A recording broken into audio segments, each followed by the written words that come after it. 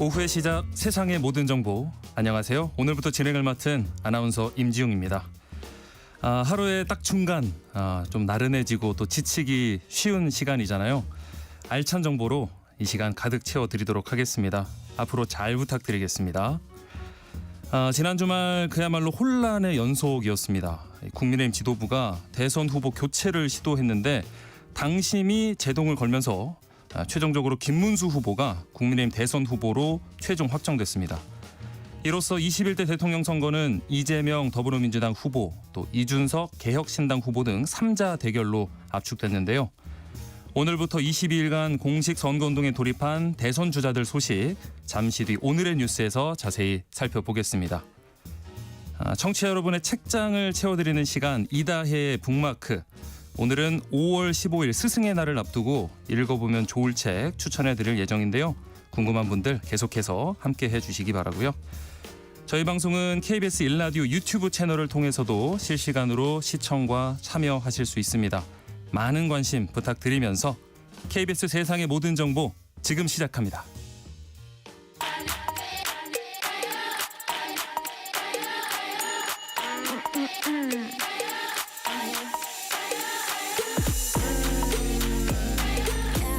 혹시 뉴스 빠뜨리셨나요? 한낮에 전해진 소식들 꼼꼼히 정리해드리겠습니다. 오늘의 뉴스, 오늘은 박상병 시사평론가와 함께합니다. 안녕하세요. 네, 안녕하십니까? 네. 자, 오늘부터 이제 21대 대선 공식 선거운동 일정이 시작됐는데요. 총 몇 명의 후보가 등록했나요? 네, 오늘부터 이제 공식 선거운동입니다. 네. 7명의 후보가 등록을 했습니다. 우리가 잘 알고 있는 1번 이재명 후보, 2번에 김문수 후보, 네. 3번은 조국 혁신당 차례인데 없습니다. 그렇죠. 공난. 비었어요. 네. 그다음에 이제 4번에는 개혁신당 이준석 후보 등록. 나머지 이제 뭐 원외 정당이라든지 이제 무소속인데 이렇게 되면은 사실 뭐 3파전이라고 봐야 될 것 같고요. 크게. 네. 그게 3파전이고 또 거기서 지금 개혁신당의 이준석 후보가 조금 분위기를 탔고 있는 것 같아서 네. 과연 이 구도가 어떻게 될지가 상당히 관심사입니다.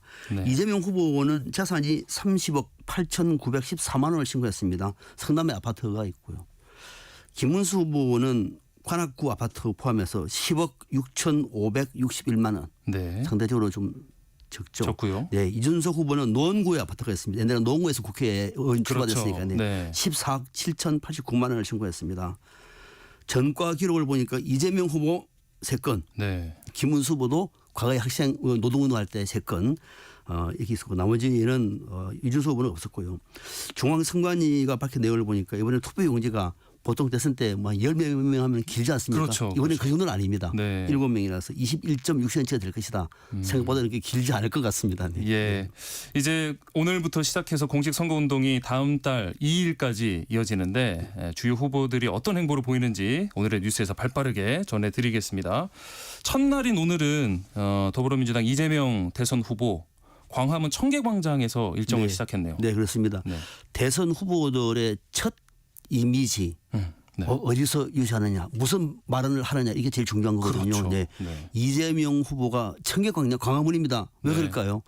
거기가 빛의 혁명의 진원지였다. 맞습니다. 이번 대선도 빛의 혁명의 그 연속에서 완성하겠다라고 하는 의지를 보여준 거죠. 의미를 담아서. 그렇습니다. 네.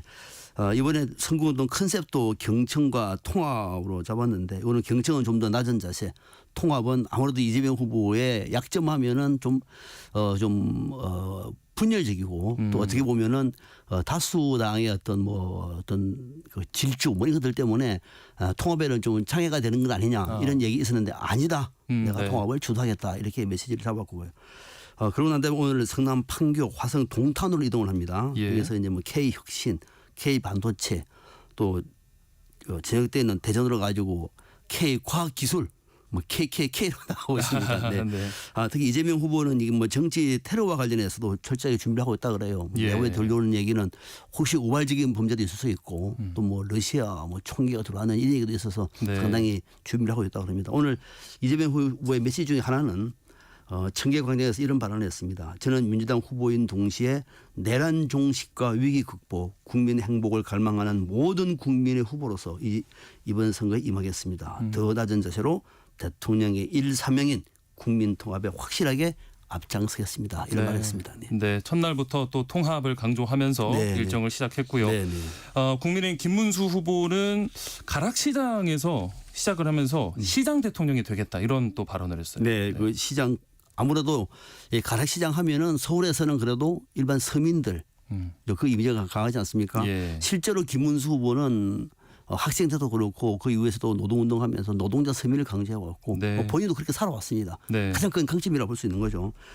김문수 후보는 오늘 새벽 5시에 이 가락시장은 일찍 시작합니다. 네, 네. 5시에 가락시장을 찾았는데 여기서 이제 자신은 노동자 서민이 자신의 브랜드다라고 하는 의미를 더 이제 담아서. 확대한 거죠. 예. 그렇습니다.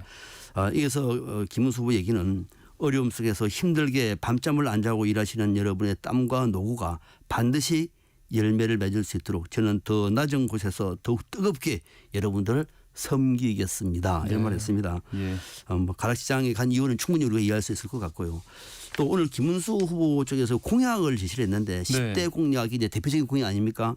1호 공약이 기업하기 좋은 나라 일자리 창출입니다. 아, 역시나 경제네요. 그렇죠, 네. 그죠. 일자리 창출은 청년들한테 호소하는 바가 있을 것 같고 기업하기 좋은 나라는 지금 우리가 수출이 굉장히 어렵지 않습니까? 네, 네. 내수도 어렵고요.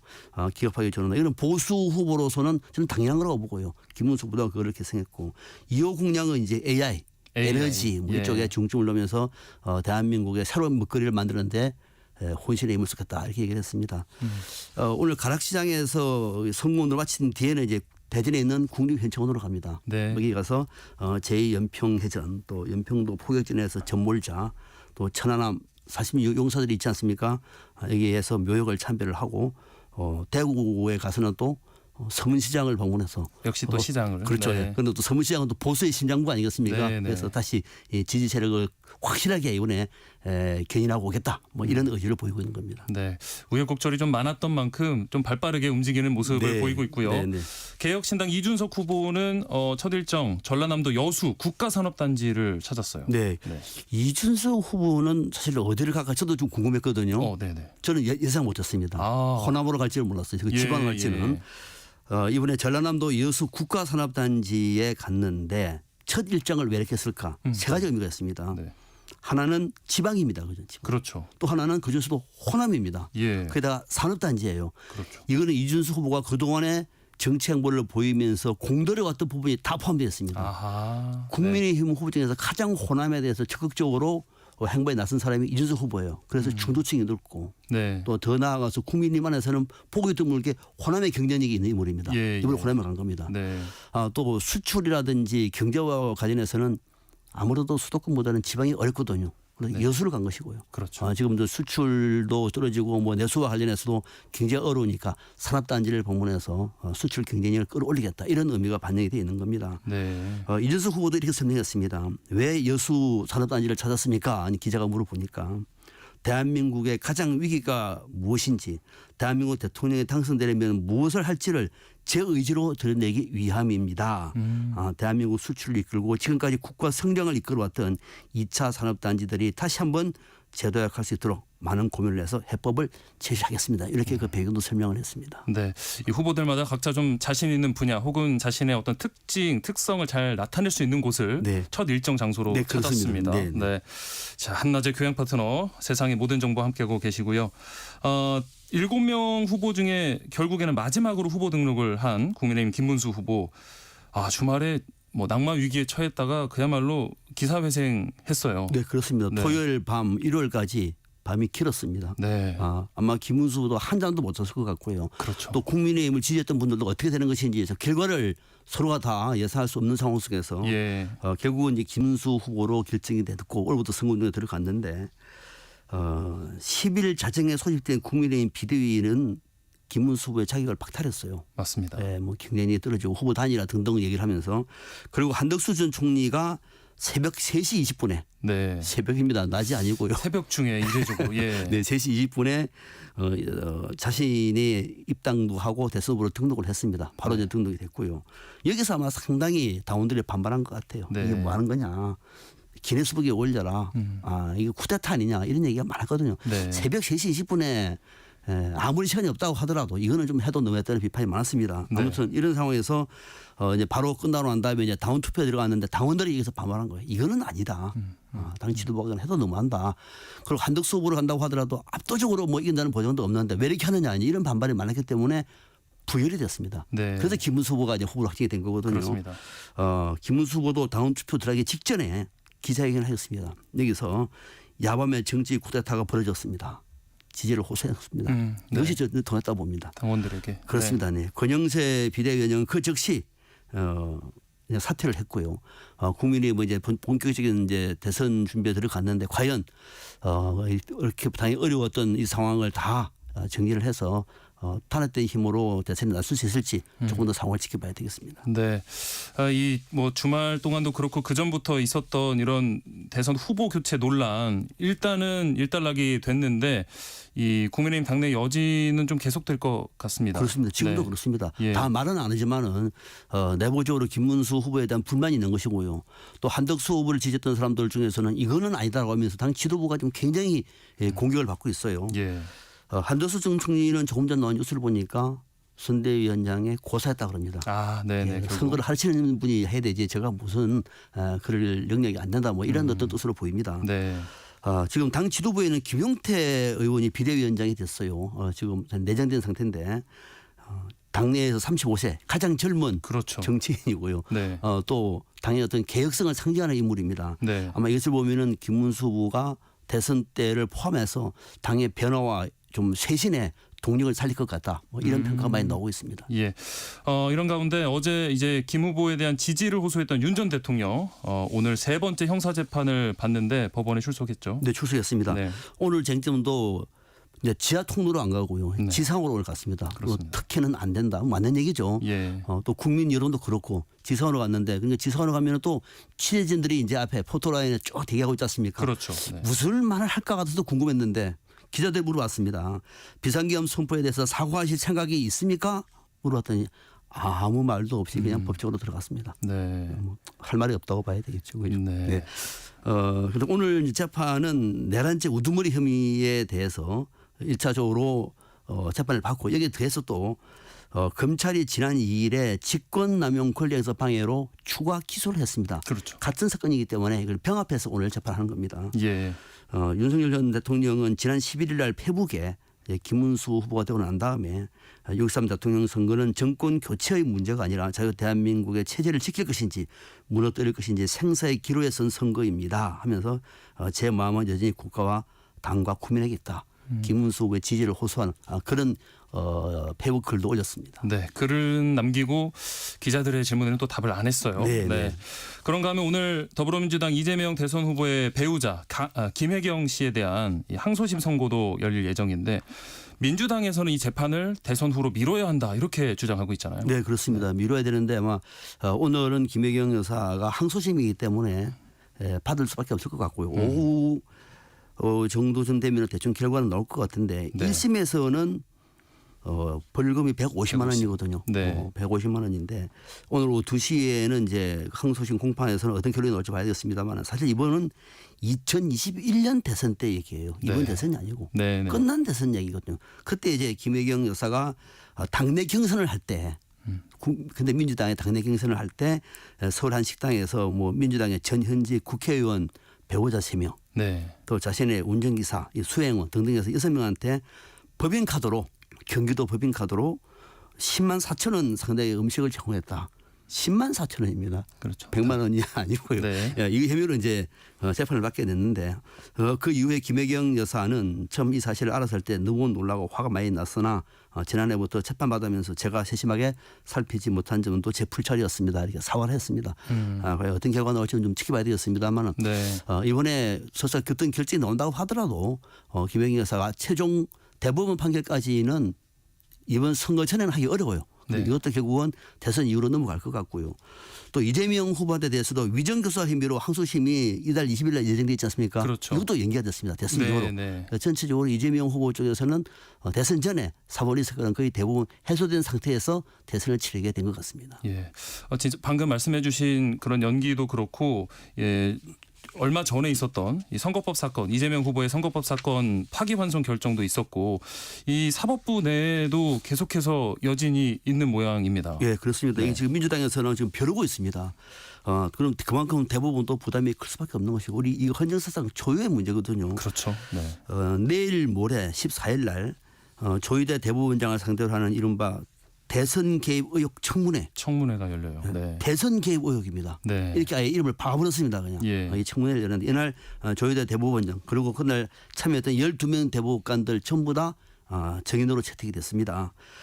이번에 민주당은 아예 이름을 사법부의 대선 개입 의혹이라고 지명을 한 만큼 대법원에 대한 공세는 계속될 수밖에 없고요. 네. 법조계에서는 그런데 대법원 재판 절차가 좀 이례적이긴 했지만은 절차가 진행될 당시에는 별다른 문제를 제기하지 않다가 파기환송 유죄로 하고 난 다음에 이 절차적 문제를 언급하고 또 청문회를 연다는 것은 대법원 판결에 대한 불복 차원으로 해석될 수 있다. 좀 심하다라고 평가도 많이 하고 있습니다. 예. 그런데 조국 혁신당은 무슨 말씀이냐. 우리는 아예 탄핵도 가겠다. 지금 그렇게 벼르고 있습니다. 네, 네. 조희대 대법원의 탄핵 얘기도 나오고 있고요. 법원 내부에서도 조희대 대법원장에 대한 비판론도 적지가 그렇죠. 않습니다. 네. 사퇴할 말도 나오고요. 이달 26일에 이제 복권 대표회의가 예정되어 있습니다. 네. 여기서도 아마 조희대 대법원장의 사퇴 문제라든지 대법원뿐만 아니라 사법부 전체 개혁에 대한 아마 법원 내부의 여론이 좀 모아지지 않을까. 이날 회의도 좀 지켜볼 그런 좀 의미가 있어 보입니다. 예, 어떻게 진행될지 어떻게 마무리될지 지켜보도록 하겠습니다. 오늘의 뉴스 여기까지 듣도록 하겠습니다. 지금까지 박상병 시사평론가와 함께했습니다. 고맙습니다. 고맙습니다. 네, KBS 일라디오 세상의 모든 정보 함께하고 계신 지금 시각은 12시 36분, 37분 향해 가고 있습니다. 이 시각 교통정보 알아보겠습니다. 이 시각 교통정보입니다. 점심시간이라 소통은 좋은 편인데요. 돌발 구간 주의하셔야겠습니다. 부산 외곽고속도로 기장 방향 철마 3터널 부근 2차로에 승용차 사고 있습니다. 여파로 기장철마 나들목부터 정체고요. 또 중부 내륙고속도로 창원 쪽으로 북충주 나들목부터 중앙탑 하이패스까지 쭉 정체인데요. 용전터널까지 작업으로 일부 차로가 통제되기 때문입니다. 강릉 방향 영동고속도로 군포에서 부곡까지 또 용인에서 양지터널까지 정체입니다. 반대 인천 방향은 강천터널 부근 1차로에 장애물 처리 중인데요. 차로 변경에 신경 써주시고요. 이후 마성터널에서 신갈까지 5차로 막고 작업 중입니다. 평택 시흥고속도로 평택 방향 남한산 분기점에서 밀려 지납니다. 또 평택 제천고속도로 제천 쪽으로는 남한성 분기점에서 안진터널까지 속도 내기 어렵고요. 경부고속도로 부산 방향입니다. 오산에서 남사까지 정체고 이후 안선 분기점부터는 5차로를 막고 공사가 한창입니다. KBS 교통정보센터 서비영입니다.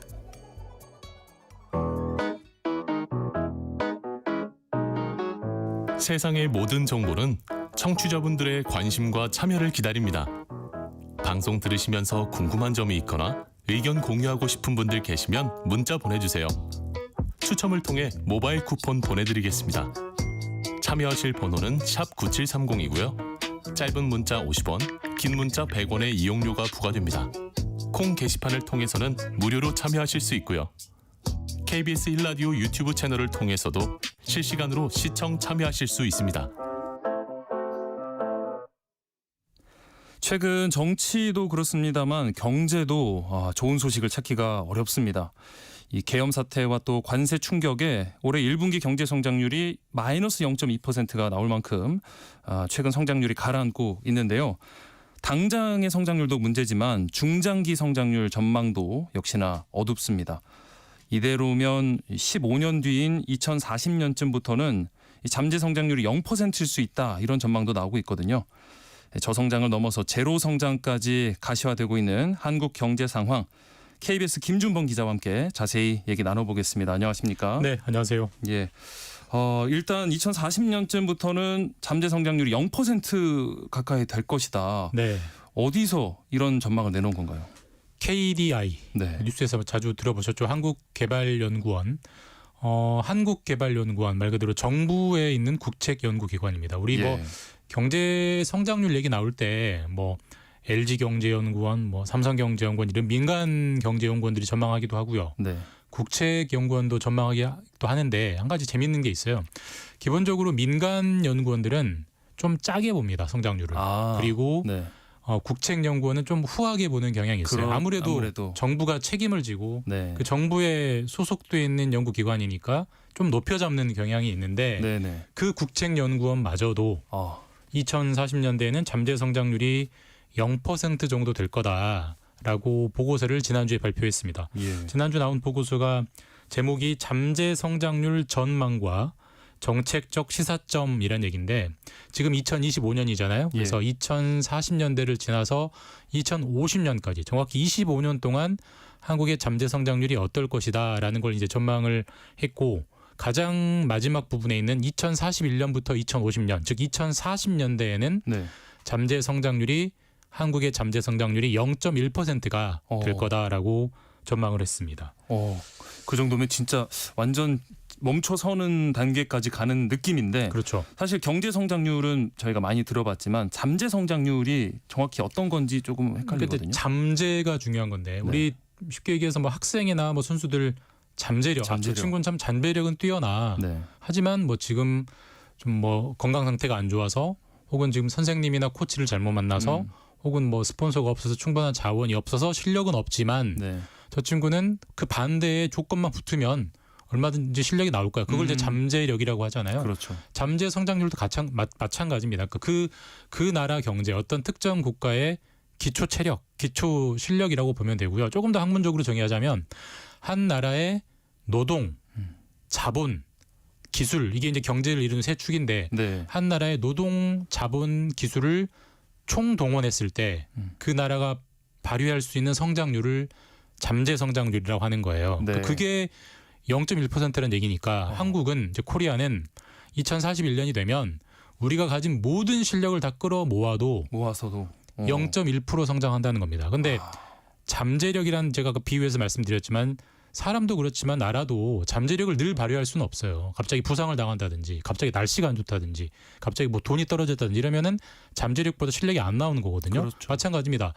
그때 잠재 성장률이 0.1%라는 얘기는 그때 또 뭔가의 변수, 뭐 지금처럼 예상하지 못한 관세 전쟁 같은 대외 충격이 오면 네. 0.1%가 안 나온다는 얘기입니다. 그런데 그렇죠. 0.1은 0에서 눈곱만큼 올라와 있기 때문에 이 말은 조금만 충격이 와도 마이너스 성장을 할 수밖에 없다라는 거를 국책연구원이 발표했기 때문에 지난주에 굉장히 관심을 모았고 약간의 뭐 충격, 공포스러운 그런 전망입니다. 그러니까 2040년 이후로는 우리나라 경제가 정말 제자리 걸음 혹은 후퇴할 수도 있다는 말씀이신데 이게 우리나라에서 정말 어떤 의미를 갖는 수치일까요? 제가 체감되게 좀 더 쉽게 말씀드리면 네. 대부분 직장인들이 많으시니까 예를 들어서 한 직장인의 올해 월급이 한 달에 한 500만 원이라고 가정을 해보죠. 네. 괜찮은 직장입니다. 근데 네, 이제 네. 보통 직장인들이 내가 열심히 일을 하면 예를 들어서 상사가 좀 하기 신일을 시켜도 참고 하면 내년에 월급이 오르겠지라고 기대를 하죠. 기대하고 열심히 일하는 거죠. 그게 열심히 일할 요인이 되는 거고. 네, 네. 근데 열심히 일을 했는데 내년에도 월급이 500만 원입니다. 또 열심히 일했는데 내후년에도 또 내후년에도 500만 원. 제자리 성장률 0%. 그러면은 그 사람이 열심히 일할 유인이 있을까요? 활력이 없죠. 날까요? 그게 경제 성장률 0%예요. 그러니까 우리가 뭐 주택의 비유에도 20대 때 30대 때 신혼부부가 20평대 작은 아파트를 살더라도 우리 부부가 열심히 모으면 네, 네. 40대 50대 되면 30평대도 되고 40평대도 되고 단독주택도 되고 이런 꿈이 있어야 활력이 생기는 거잖아요. 그렇죠. 그렇죠. 그게 사라진다는 겁니다. 그러니까 경제 성장률이 0%라는 얘기는 잠재 성장률이 0%라는 얘기는 그 나라의 경제를 활동하는 구성하는 사람들이 열심히 일할 유인이 사라진다는 거고 아주 가까운 나라에 아주 가까운 사례가 있습니다. 우리가 일본 경제를 얘기할 때 네. 잃어버린 30년이라는 얘기를 많이 하거든요. 네. 그 잃어버린 30년 동안 일본의 경제 성장률이 거의 0%였어요. 우리가 시계추를 30년 전으로 돌려보면은 30년 전에 한국에게 일본이란 약간 넘사벽이었어요. 그렇죠. 네. 어떻게 우리가 일본을 따라갈 수 있을까? 도대체 일본 사람들은 어떻게 돈을 저렇게 많이 벌지? 지금 이 시점에 일본은 우리가 이미 이기고 있습니다. 그리고 네, 여행 네. 가봐도 느껴지실 거예요. 네. 1인당 국민소득을 봐도 우리가 이길 때가 많습니다. 예. 그게 경제성장 0%가 가져오는 충격이에요. 그렇다면은 거꾸로 우리가 지금 한 수 아래로 보고 있는 예를 들어 동남아, 뭐 베트남, 태국 이런 나라가 우리가 잠재 성장률 0%가 계속되면 우리보다 잘 살게 된다는 거예요. 우리가 네. 그렇게 되면 이 잠재 성장률 0%라는 게 얼마나 삶을 바꿀 수 있는 건지, 얼마나 공포스러운 전망인지가 좀 체감이 되실 겁니다. 야, 그러면은 이 그야말로 제로 성장이라고 저희가 말씀을 드리는데 2040년이면 15년밖에 지금 안 남은 거거든요.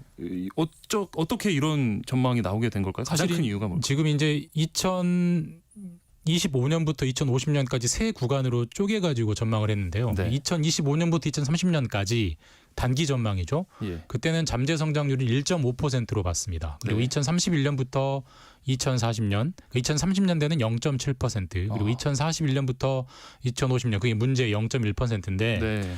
사실 이게 똑같은 전망을 2022년 3년 전에도 했어요. 3년 전에도 했는데 네. 그때는 2041년에서 2050년 잠재 성장률이 0.7%는 될 거라고 봤습니다. 40년대가요? 예, 뭐 물론 0.7도 높다고 볼 수는 없지만 그렇지만. 근데 어쨌든 그 3년 전에는 0.7을 봤는데 이번에 0.1을 봤기 때문에 0.6%포인트가 날아가 버린 거거든요. 예. 그럼 지난 2022년 3년 전과 2025년 지금 사이에 무슨 변화가 있었던 거냐? 그러니까요.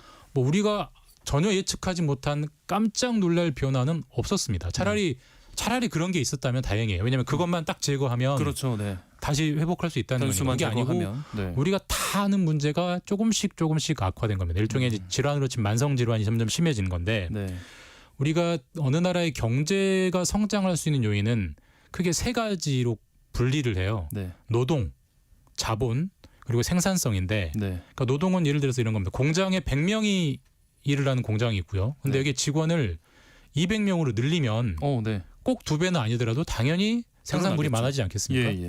그리고 말 그 노동이 아니라 자본, 돈. 그러니까 공장이 하나 있는데 공장을 2개, 3개로 늘리면 꼭 2배, 3배는 안 되더라도 당연히 생산물은 늘어나요. 그게 경제 성장의 가장 쉬운 방법입니다. 네, 자, 그런데 이게 저개발국이나 후진국, 개발도상국일 때는 노동이나 자본을 늘리기가 상대적으로 쉬워요.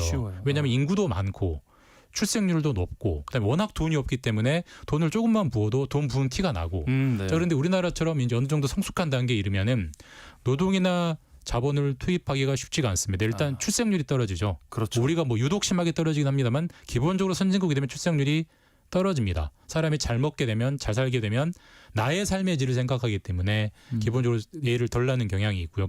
그렇기 때문에 노동을 늘리고 싶어도 늘릴 사람이 없어지는 거고요. 네. 그다음에 자본 투입도 예전에는 100만 원 할 때 100만 원 돼서 200만 원 투입하면 2배가 되는 거지만 네. 1000만 원일 때 100만 원 더 해봐야 10%밖에. 1억 원일 때 100만 원 더 해봐야 그러니까 자본 투입을 늘리기가 쉽지가 않아요. 결국은 생산성을 개선을 해야 선진국에서는 꾸준히 이제 그 성장률이라는 걸 유지할 수 있는 건데 네. 생산성이라는 것도 좀 추상적이니까 좀 쉽게 말씀드리면 이런 겁니다. 일종의 노하우나 기술인데 우리가 똑같은 피자를 만들더라도 똑같은 밀가루, 똑같은 베이컨, 똑같은 치즈로 만들어도 어느 집은 맛있고 어느 집은 맛이 없잖아요. 네. 그게 셰프 요리사의 노하우 아니겠습니까? 그렇죠. 마찬가지입니다. 똑같은 노동과 똑같은 자본을 조합해서 뭔가를 만들어내는데 네. 뭔가 노하우, 기술, 기술 혁신, 규제 완화 이런 좀 눈에 안 보이는 것들의 종합이 이제 생산성인데 네. 이 생산성이 우리나라 정도 수준 되는 경제는 꾸준히 올라줘야 노동과 자본에서 부진하더라도 경제를 끌고 갈 수 있는 건데 예. 지금은 생산성마저도 우리나라가 지금 급격하게 떨어지고 있어요. 그러다 보니까 노동도 늘리지 못하고 자본도 늘리지 못하고 생산성도 개선이 되지 않으니까 어디서도 하나 긍정적인 구석이 없다 보니까 성장률이 0%까지 떨어진다는 전망이 나오는 겁니다.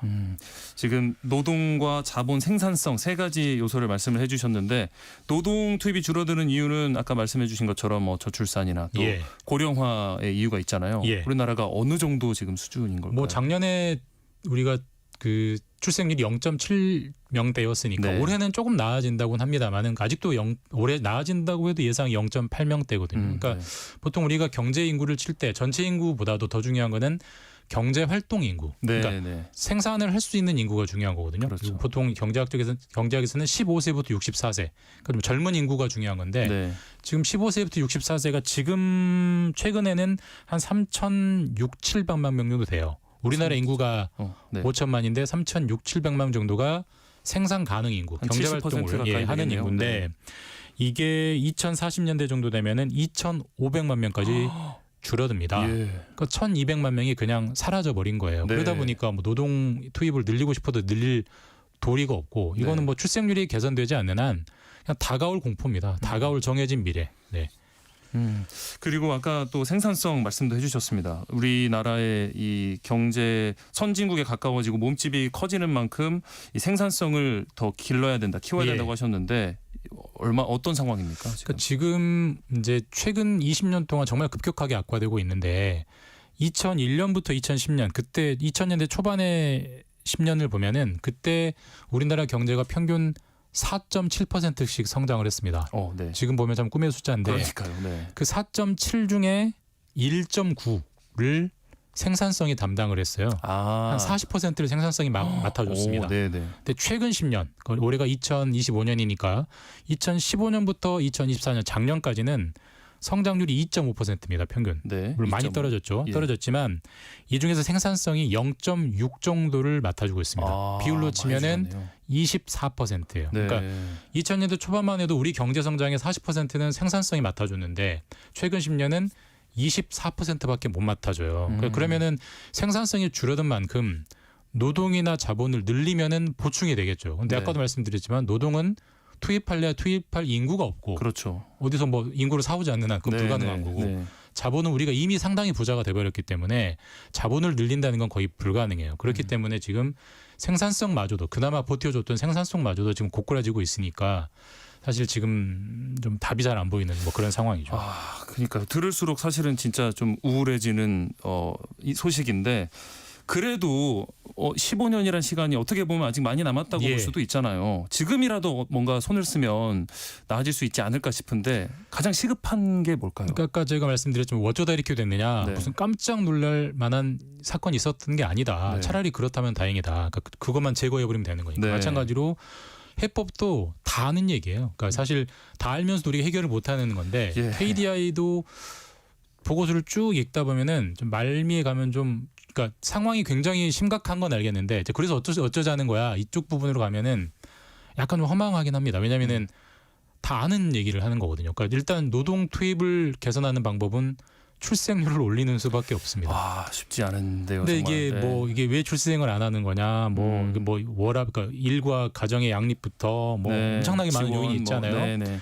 그 우리 지금 십수년째 해결 못 하고 있지 않습니까? 어쨌든 이걸 어떻게라도 해결을 해야 생산성이 줄어드는 거를 인구로라도 보충을 한다. 정 안 되면 뭐 이민을 받든지 간에 어쨌든 노동 투입을 늘리는 거는 출생률 반등 그리고 이민의 활성화. 사실 이거 말고는 방법이 없습니다. 네. 그리고 생산성 개선 같은 경우는 그나마 우리가 기대해 볼 수 있는 부분인데 네. 지금 세계에서 가장 큰 나라, 가장 경제 대국은 미국이죠. 네. 그리고 G2는 중국이죠. 예. 미국과 중국은 우리보다 훨씬 큰 경제입니다. 그러니까 우리보다 훨씬 늙은 경제, 우리보다 훨씬 둔해야 돼요. 근데 그 나라가 생산성이 우리보다 훨씬 높아요. 단적으로 요즘 뭐 다들 AI 하니까 네. AI 분야의 스타트업 중에 유니콘, 보통 유니콘이라는 거는 기업 가치가 제로에서 시작을 해서 네. 기업 가치가 1조 원까지 올라온 말 그대로 잘 나가는 벤처를 유니콘이라고 부르는데 네. 급성장. 예, AI 분야의 급성장하는 유니콘이 지금 세 보면은 중국에는 한 70개 정도가 있고요. 예. 미국에는 120개 정도가 있습니다. 우리나라는 작년에 세 보니까 한 곳 있어요. 아이고. 네. 그러니까 이게 우리가 생산성이 얼마나 뒤처져 있는지를 보여주는 거고 결국은 이거 어떻게 풀어야 되느냐. 물론 정부의 지원도 중요하지만 우리가 정치인들이 맨날 지금 대선 후보들도 그렇습니다만 맨날 하는 얘기가 규제 완화. 그러니까 민간에서 뭔가 할 수 있는 걸 할 수 있게 열어줘야 된다. 뭔가 새로운 스타트업이 나오고 그게 되는 건데 이 규제 완화가 시급하다. 규제 완화가 생산성 반등에 시급한 과제다라는 걸 KDI가 이제 강조는 했습니다만 네. 우리가 알면서도 못하고 있는 거기 때문에 사실 다음 정부의 과제가 정말 막중해지는 것 같습니다. 예. 김준범 기자님 쉽게 설명 잘해주시고 목소리도 너무 좋으셔서 듣기 좋습니다라고 또 청취자분께서 보내주셨거든요. 세상의 모든 지식 월요일 경제 포커스 KBS 김준범 기자와 함께했습니다. 고맙습니다. 감사합니다. 네. 1부 순서는 여기서 마무리하겠습니다. 이어지는 2부에서는 사건 사고 뉴스 살펴보는 하프타임 뉴스 준비되어 있고요. 또 따끈따끈한 신간부터 사랑받는 고전까지 이다의 북마크 그리고 한 끼 실록 코너까지 기다리고 있습니다. 계속해서 많은 청취 부탁드리겠습니다. 그럼 전 1시 2부에 다시 찾아오겠습니다.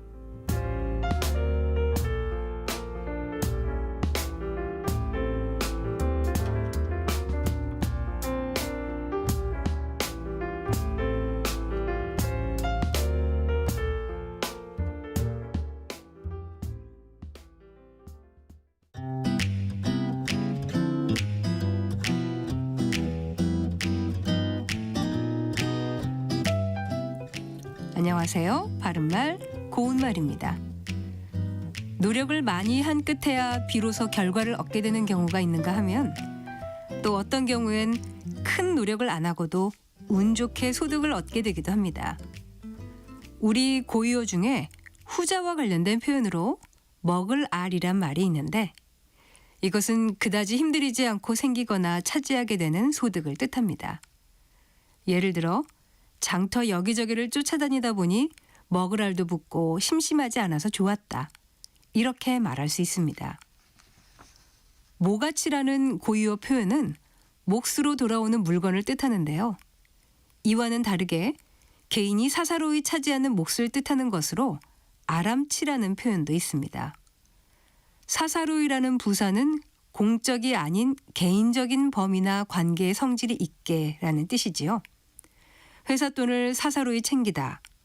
누구라도 국민이 내는 세금을 사사로이 쓸 수는 없다와 같이 사용해 부정적인 의미를 내포하는 경우가 많이 있습니다. 아람치와 비슷한 뜻을 가진 한자 표현으로 낭탁이라는 말이 있습니다. 이 말은 주머니 낭자와 전대 탁자가 합해진 것으로 어떤 물건을 자기의 차지로 만듦 또는 그렇게 한 물건을 뜻합니다.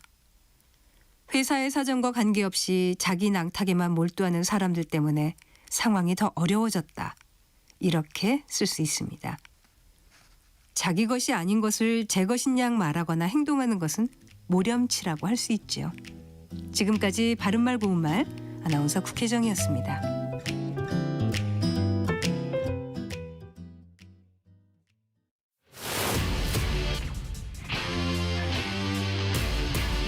토론에 정답은 없습니다.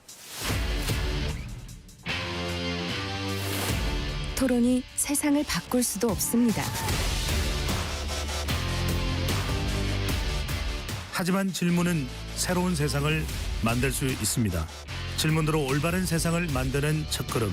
평일 저녁 7시 20분 KBS 열린 토론.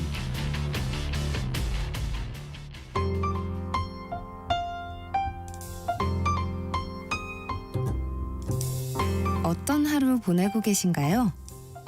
눈코 뜰 새 없이 바쁘게 지나가는 한 주. 따뜻한 시선으로 하루를 마무리합니다. 당신을 위한 지식 쉼터. 오늘 밤 일라디오.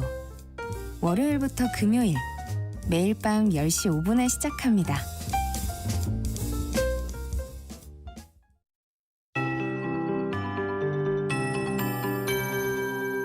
KBS 58분 날씨. 구름 한 점 없는 맑은 하늘에 봄볕이 따갑게 내리쬐고 있습니다. 벌써 기온도 아침보다 10도 이상 크게 올랐는데요. 현재 기온 서울이 21.7도, 울진은 26.1도를 보이고 있습니다. 앞으로 기온이 더 오르겠습니다. 한낮에 25도 안팎까지 오르는 곳이 많아서 다소 덥게도 느껴지겠는데요. 낮 기온 서울과 춘천 24도, 청주와 대전, 전주 25도, 대구와 강릉은 26도까지 오르는 등 어제보다 2도에서 5도가량 더 높겠습니다. 하지만 해가 지면 기온이 금세 내려가 낮과 밤의 기온차가 15도 안팎으로 크게 벌어지겠습니다. 낮에는 초여름 더위를 보이겠지만 아침 저녁에는 서늘해서 당분간 옷차림에 유의하셔야겠습니다. 오늘 전국이 대체로 맑겠고 해를 가리는 구름이 없어서 자외선 지수가 높게 나타나겠습니다. 자외선 차단제를 잘 바르는 등 자외선 차단에 신경을 써주셔야겠습니다. 볕이 강해서 오존 농도도 높겠습니다. 오후부터 밤까지 전국의 오존 농도가 나쁨이 예상됩니다. 호흡기에 악영향을 끼치는 오존은 마스크로도 막을 수 없는 기체 상태라서 볕이 강한 시간대에는 실내에 머무는 게 좋겠습니다. 모레까지 전국이 대체로 맑다가 목요일에는 수도권과 강원, 남해안과 제주도에 비가 올 것으로 예상됩니다. 현재 서울의 기온은 21.7도입니다. 조하늘입니다.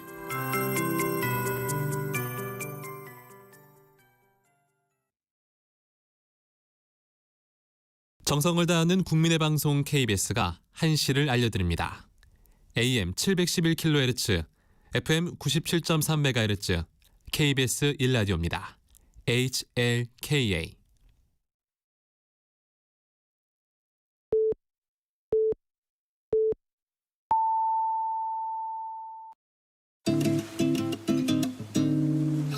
나른한 오후를 책임질 영양 만점 지식 비타민. 세상의 모든 정보.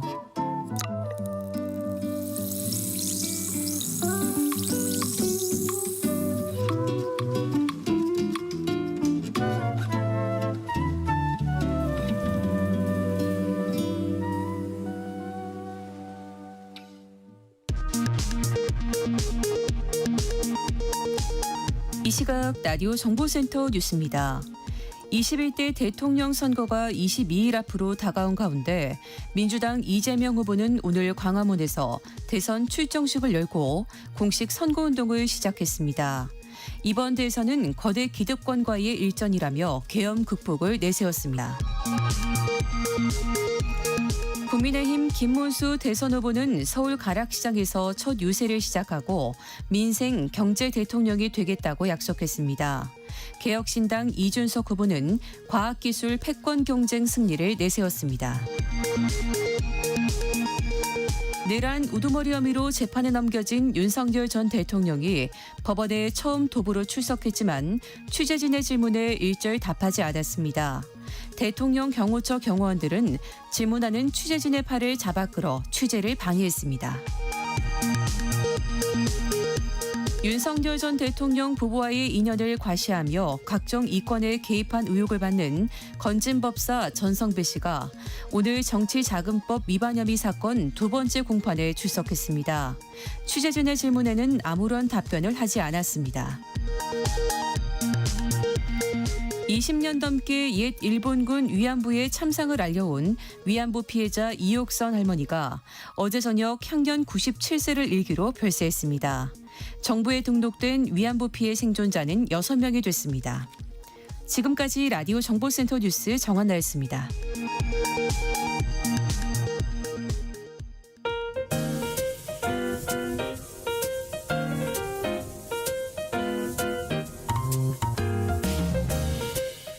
정신없이 바쁜 하루, 지금 우리 주변에서 벌어지고 있는 사건 사고 소식들 한숨 돌리면서 살펴보시죠. 하프타임 뉴스 임선우 뉴스캐스터와 함께합니다. 안녕하십니까? 안녕하세요. 네. 최근에 서민들의 음식으로 불리는 삼겹살 가격이 치솟고 있어요.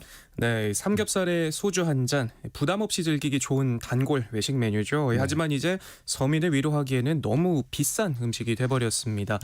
지난달 국내산 삼겹살 소비자 가격은 100g당 평균 2,486원으로 작년 같은 달보다 6.8% 올랐는데요. 네. 한돈 같은 브랜드 고기는 마트에서 100g당 4,000원, 한근에 24,000원이 넘는 가격에 판매되기도 하고요. 예. 또 상대적으로 저렴한 앞다리살 가격도 100g당 1,457원으로 13% 가까이 뛰면서 와. 선뜻 손이 가질 않습니다. 예. 소고기와 닭고기는 지난해보다 각각 1%, 3.1% 떨어졌는데 돼지고기만 나홀로 오름세를 보이는 모습인데요. 네.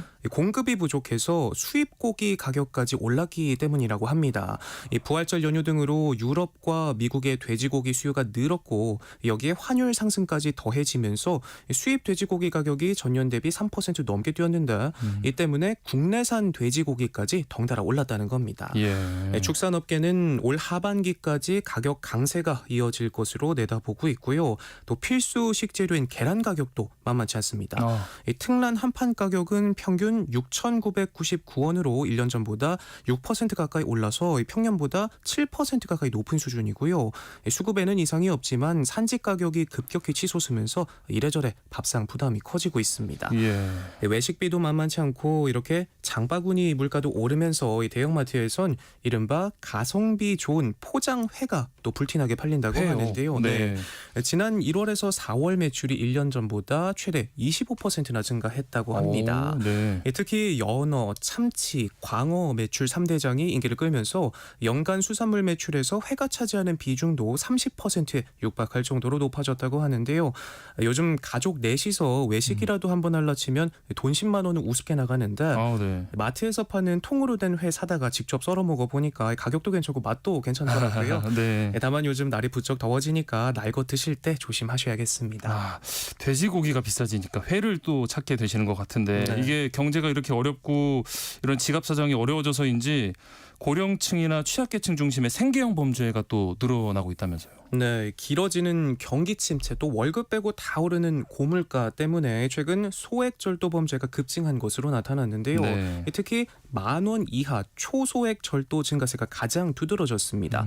지난 한 해 동안 10,000원 이하 절도 범죄 건수는 26,000건을 돌파하면서 4년 새에 배 이상으로 늘었고요. 예. 감경 처분을 받아 통계에 잡히지 않은 것까지 포함하면 더 많을 것으로 보입니다. 실제 사례를 몇 개 들어보면요, 참 안타깝습니다. 50대 남성이 라면 묶음 2봉지를 훔치다 잡힌 일도 있었는데 네. 가족 없이 기초생활수급자로 살면서 두어 달간 밥과 간장, 고추장만으로 끼니를 아이고. 때우다가 너무 배가 고파서 우발적으로 물건을 손을 댔다 말하기도 했고요. 폐지를 주어 아내와 자녀를 부양해온 다른 50대 남성은 우유팩을 훔쳤다가 경찰에 붙잡히기도 했습니다. 안타깝습니다. 네. 네, 하지만 이 소액절도 역시 엄연한 범죄인 만큼 합당한 처벌이 뒤따라야 하지만 전문가들은 재범 방지를 위한 정책이 뒷받침돼야 한다 지적하고 있는데요. 순간적으로 잘못된 판단을 내려서 범행을 저지른 초범에 대해선 범죄가 아닌 다른 방법으로 생계를 유지할 수 있도록 하는 조치가 필요하다 입을 모으고 있습니다. 네, 물론 뭐 처벌이 따라야겠지만 이런 일이 벌어지지 않도록 하는 조치가 시급해 보입니다. 네. 다음 소식으로요. 최근에 이 결혼할 의향이 있는 미혼자 비율이 높아졌다고요. 네, 반가운 소식인데요. 한국보건사회연구원의 조사에 따르면요, 미혼 응답자 열의 6 이상이 결혼할 의향이 있다 밝혔는데 오, 네. 3년 새에 11%포인트 넘게 늘었습니다. 반면 같은 기간 결혼할 생각이 없다 응답한 비율은 약 20%에서 14%로 줄었는데요. 네. 코로나로 미루거나 포기했던 결혼을 최근 다시 생각하는 사례가 늘면서 사회적 분위기도 덩달아 바뀐 모습입니다. 예. 전문가들은 젊은 층을 중심으로 결혼식 사진을 SNS에 올리는 등 결혼이 성공의 지표로 판단되기도 한다면서 결혼에 대해 부정적이었던 인식이 약화됐다 말하는데요. 네. 다만 현실적인 제약으로 결혼하지 못하는 사례 역시 상당하다 지적하고 있습니다. 이 수요와 현실 사이에서 일종의 미스매치가 발생하는 셈인데 실제로 결혼 생각이 없다 밝힌 응답자 중 약 11%가 돈이 없어서라고 답하기도 했고요. 네. 또 앞으로 결혼할 생각이 있다고 밝힌 비혼자들의 경우에도 이미 결혼한 사람들의 가치관과 비교할 때 사랑을 우선시하는 정도는 낮고 경제적 안정을 고려하는 응답은 70% 육박할 정도로 높게 나타나기도 했습니다. 네. 또 이 결혼은 출산으로 이어질 가능성이 있는 만큼 결혼에 대한 인식이 긍정적으로 전환되는 이 시점에서 정부가 파격적인 지원 등으로 분위기를 살려야 한다라는 의견도 보이는데요. 같은 조사에서 여성의 평균 출생아 수는 0.85명으로 3년 전 조사 때보다 0.18명 줄었는데 네. 일과 가정 모두 챙길 수 있도록 결혼과 출산을 가로막고 있는 장애 요인을 해소하고 주거비와 일자리 등 구조적 요인도 개선해야 한다 전문가들은 조언하고 있습니다. 네. 한국보건사회연구원의 또 다른 설문 결과인데요. 만 1살까지 어린 자녀를 돌보는 부모에게 이 부모 급여라는 게 지급되고 있는데 이 만족도가 좀 낮은 걸로 나타났다고요. 네, 저도 이제 두어 달 뒤면 아빠가 되는데 이 부모 급여 큰 도움이 될 것 같으면서도 네. 아쉬운 부분이 참 많습니다. 12개월까지는 월 100만 원, 이후 1살부터는 50만 원이 각각 지원되는데 한국보건사회연구원이 실제 부모들의 생각을 물어보니까요. 현실과 체감 격차가 최대 3배까지도 났습니다. 네. 양육비 지원 정책을 개선하기 위해선 금액 확대가 필요하다 응답한 비율이 약 24%로 가장 많았는데 적정 액수로는 만 0세는 월 평균 152만 5,400원, 만 1세는 월 평균 145만 7,400원이 적당하다 집계됐습니다. 예. 이런 수치는 실제 아이를 키우는 데 드는 비용과 무관치 않은데요. 같은 조사에서 아이를 양육하는 데 드는 월 평균 비용은 만 0세 경우 143만 7,900원, 만 1세 경우 145만 9,300원으로 나타났고요. 예. 또 그 시기는 언제까지가 적절하냐는 물음에는 평균 13.49세라고 답했습니다. 또 부모급여가 양육비 부담을 덜어주는 데는 도움이 되지만 이 추가 출산을 결정하는 데는 별다른 영향을 미치지 못하는 것으로도 나타났는데요. 저도 곧 아이가 태어나는 입장에서 결국 가장 큰 고민거리는 사실 경제적인 부분이더라고요. 그렇죠. 아무래도. 보다 피부로 느낄 수 있는 그런 정책들이 좀 많아졌으면 하는 바람입니다. 네, 조금 전 앞서 일부에서 저희가 이 출산율 높여야 된다는 얘기도 했는데 이런 좀 정책들이 좀 많아졌으면 좋겠습니다. 네. 다음 뉴스로는 약탈당했다가 수백 년 만에 고국으로 돌아왔던 고려불상이 다시 일본으로 떠난다고요. 네, 금동 관세음보살 좌상 이야기인데요. 외국에게 약탈당했다 647년 만에 고국으로 돌아왔던 이 불상이 다시 일본으로 돌아갔습니다. 네. 주말 사이 충남 서산 부석사 설법전에서는 이 불상 반환을 기념하는 봉송법회가 열렸는데요. 법회 직후 특수 운송 차량에 실려 부석사를 떠난 불상은 어제 인천공항을 통해 일본 후쿠오카에 도착한 뒤 배편으로 대마도에 이송됐습니다.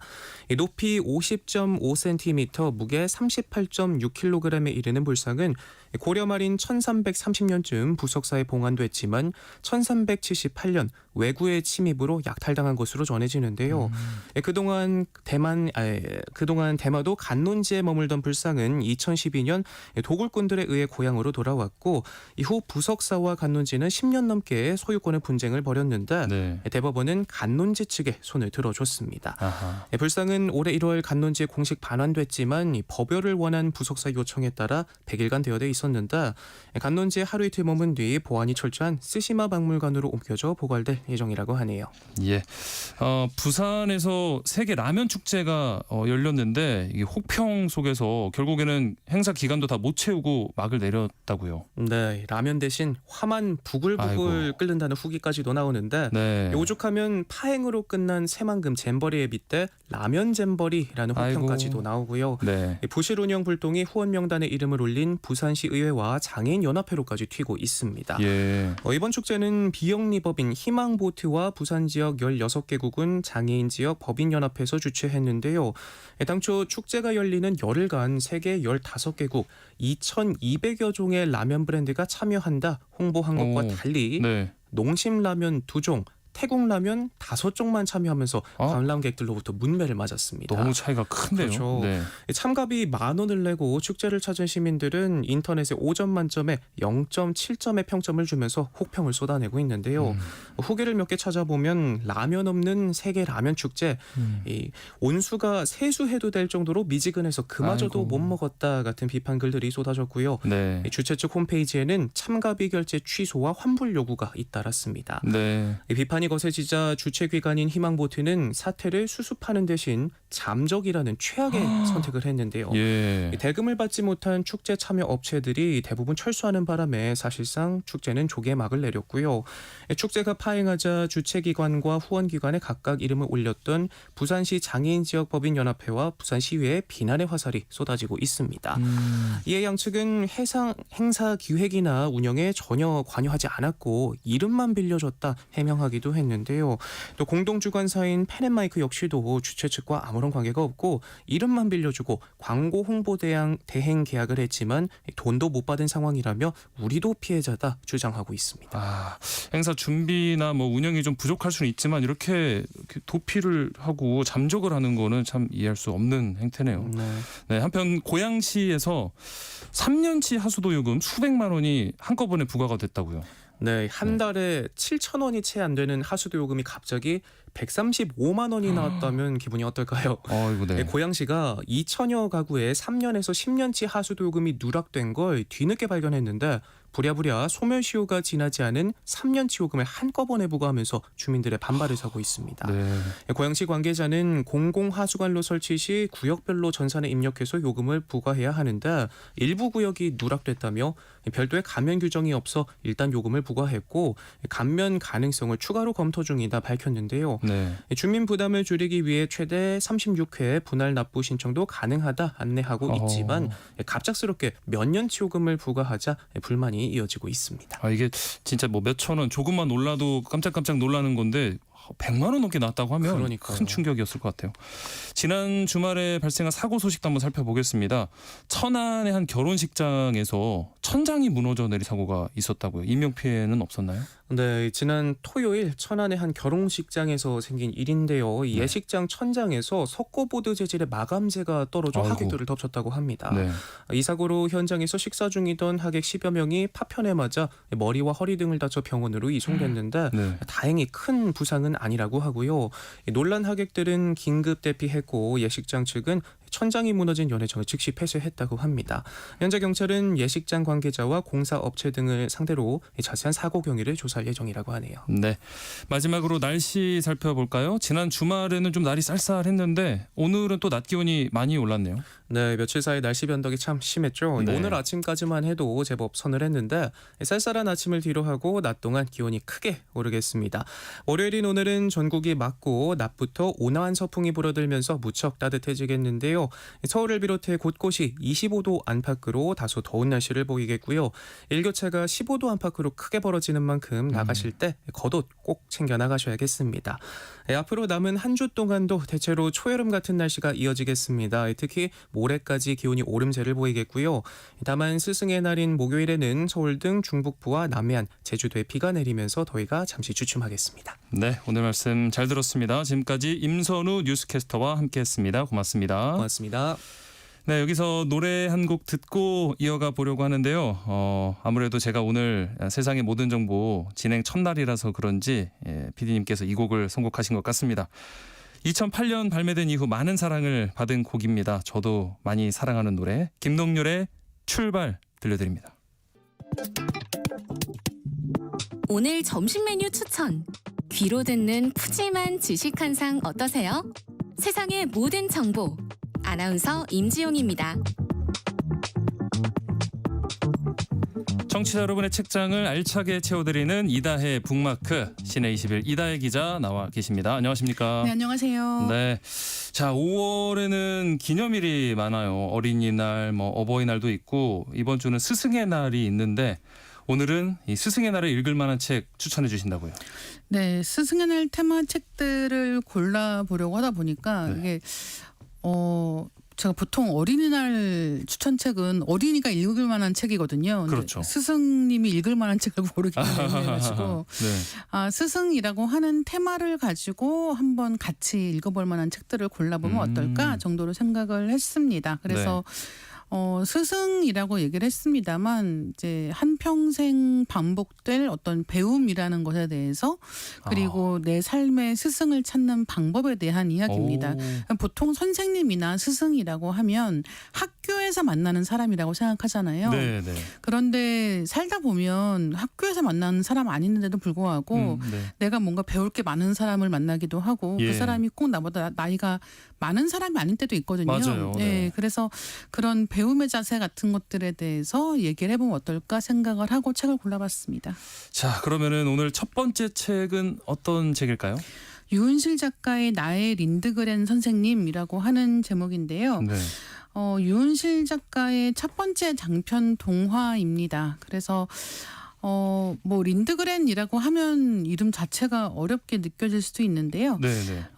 외국의 동화 작가이고요. 네, 이 유명한 동화 작가에 대해서 한평생 존경심을 가지고 살아온 작가가 내가 왜 이 작가를 이렇게 좋아해 왔는가 하는 이야기를 동화의 형식으로 써낸 작품입니다. 이 선생님 이름이 린드그렌이라고 하니까 굉장히 좀 낯설게 느껴지는데 이분이 쓰신 그 동화가 말괄량이 삐삐인 거죠? 네, 내 이름은 삐삐롱 스타킹이라고 하는 작품이 정말 유명하고요. 이제 이 작품을 극화한 게 말괄량이 삐삐라는 작품인 거예요.